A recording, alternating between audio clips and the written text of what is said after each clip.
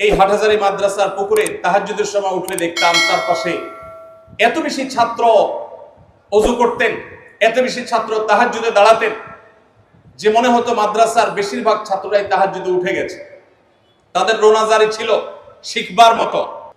আমি আমার পরীক্ষার এমন দৃশ্যের কথা প্রায় মনে পড়ে, বলতে পারি আপনাদের সাথে।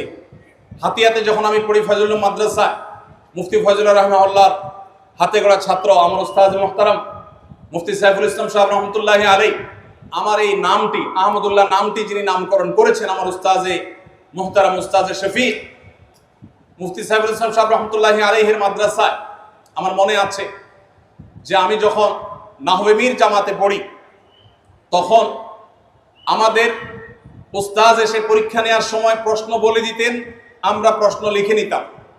লেখার পর উস্তাজ বলতেন, যাও যার যার রুমে চলে যাও, পরীক্ষার এই প্রশ্নের জবাব লিখে নিয়ে আসো। আমরা প্রশ্ন লিখে সবাই যার যার রুমে চলে যেতাম। নির্দিষ্ট সময় দেয়া থাকতো, সবাই প্রশ্ন লিখে প্রশ্নের উত্তর লিখে আবার চলে আসতাম। কেন রুমে যেতাম? কারণ সেখানে আসলে আলাদা পরীক্ষার হল বলতে আলাদা কিছু ছিল না। হাতিয়া মাদ্রাসা সম্পর্কে যারা জানেন তারা বলতে পারবেন। সেখানে বোর্ডিং এর কোনো সিস্টেম এখনো পর্যন্ত নয়, আমি যতটুকু জানি। পরীক্ষার আলাদা হলের কোনো জায়গা নেই। খুব সীমিত জায়গাতে 400-500 ছাত্র পড়াশোনা করতে হতো। তো আমরা যার যার জায়গায় গিয়ে পরীক্ষার খাতায় প্রশ্নের উত্তর লিখে নিয়ে আসতাম। আজও গোটা পৃথিবীতে একজন ছাত্র ছিলেন। আমি তখন অনেক ছোট ছিলাম বয়সে, আমার পরিষ্কার মনে আছে। আমি নিজে অবাক হয়েছি, কারণ এর আগেও আমি 1-2টি মাদ্রাসায় পড়েছি, এরকম দৃশ্য দেখিনি। সব মাদ্রাসায় এরকম দৃশ্য নেই। তখন আমি দেখেছি যে সব ছাত্র ভাইয়েরা প্রত্যেকে আমানতদারিতার সাথে আল্লাহকে ভয় করে প্রত্যেকে পরীক্ষার খাতায় যা পাচ্ছেন তা লিখে এনে উস্তাদের কাছে, শিক্ষকের কাছে জমা করে দিয়েছে। মাদ্রাসার ছাত্রদের নীতি নৈতিকতা, তাদের আমল, তাদের আদর্শ এবং অর্জিত জ্ঞান অনুযায়ী আমল করার যে উজ্জ্বল উদাহরণ আমরা আমাদের ছাত্র জীবনে, আমাদের শৈশবে দেখেছি, আজ সেটা অনেকখানি হারিয়ে যাচ্ছে। ভাইরা আমার, গোটা দেশ, গোটা জাতি, বরং গোটা বিশ্বের মানুষ চেয়ে আছে আজ আপনাদেরকে নেতৃত্ব দিতে হবে। মানুষকে আদর্শের পথে মানুষকে উঠাতে হবে, নীতিবান বানাতে হবে, নামধারী মুসলমানদেরকে সত্যিকারের মুসলমান বানাতে হবে। আপনারা সেই নবীওয়ালা মেহনতের কান্ডারি হতে হলে, নবীদের ওয়ারিস হতে হলে আপনাদের ইলম অনুযায়ী আমলের ব্যাপারে সর্বোচ্চ সতর্ক থাকতে হবে। একজন হক্কানি আলেমের সবচেয়ে বড় মার্কাগুলোর একটি হলো দুনিয়া বিমুখতা।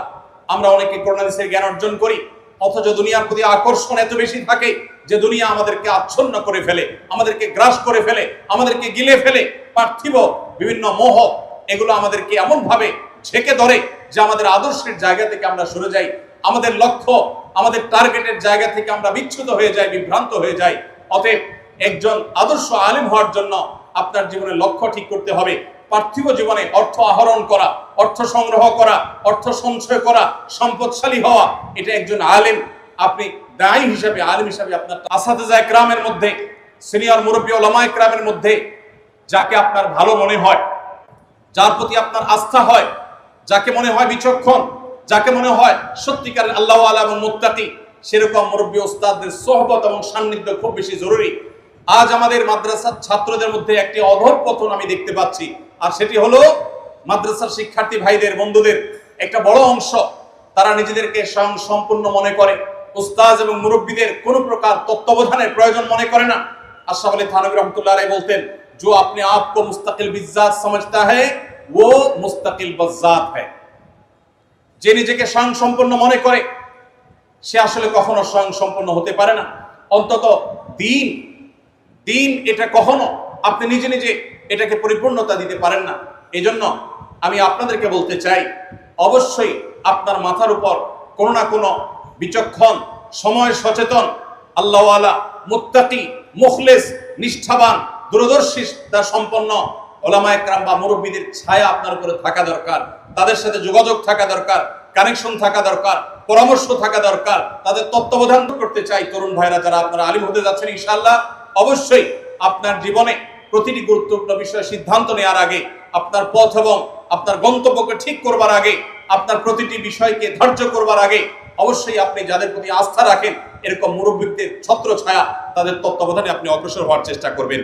এরপরে 5 নম্বর যে বিষয়টি বলতে চাই তা হলো, আজ আমাদেরকে সময়কে রিড করা জানতে হবে, সময়কে জানতে হবে, সময়কে বোঝা শিখতে হবে। এই জন্য আপনাদেরকে বলতে চাই, আমাদের স্কিলকে ডেভেলপ করতে হবে, যোগ্যতাকে বাড়াতে হবে।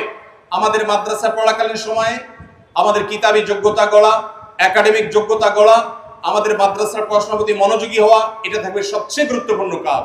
পাশাপাশি আমরা যখন কর্মস্থলে যাব, আমরা যখন কাজের ময়দানে যাব, তার আগে বিশেষ করে দাওয়াতি ফিল্ডে যারা কাজ করবেন তাদেরকে সময়ের ভাষা রপ্ত করতে হবে, তাদেরকে সময়ের গুরুত্বপূর্ণ বিষয়গুলো রপ্ত করতে হবে, রাজনীতি সচেতন হতে হবে, সমাজের পালসকে বুঝতে চেষ্টা করতে হবে।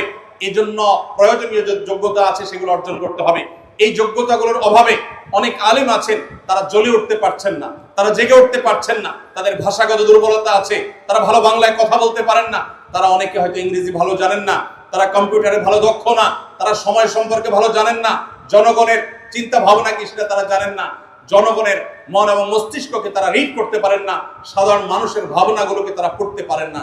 এই কারণে যোগ্য মানুষ হওয়া সত্ত্বেও তারা সময় এবং মুয়াসসির দাওয়াত দেওয়ার জন্য আপনাকে অবশ্যই সময়ের এই প্রয়োজনীয় বিষয়গুলো, যোগ্যতাগুলো, স্কিলগুলো আপনাকে অর্জন করতে হবে আলেম হওয়ার পাশাপাশি।